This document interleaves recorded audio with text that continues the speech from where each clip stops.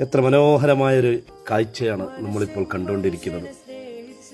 വയനാട് ദുരന്ത ബാധിതർക്ക് Indian union മുസ്ലിം ലീഗിന്റെ 51 വീടിന്റെ താക്കോലുകൾ ദാനം ചെയ്യുന്ന മനോഹരമായ മുഹൂർത്തത്തിൽ തൃക്കൈപ്പറ്റയിൽ ക്രിസ്ത്യൻ പള്ളി തുറന്നു നൽകിക്കൊണ്ട് നിസ്കരിക്കുന്നതിന് വേണ്ടി സൗകര്യമൊരുക്കി കൊടുത്ത മനോഹരമായ ഒരു കാഴ്ച.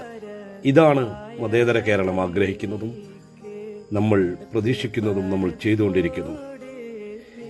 ഈ മനോഹരമായ ദൃശ്യങ്ങൾ എന്നും നിലനിൽക്കട്ടെ.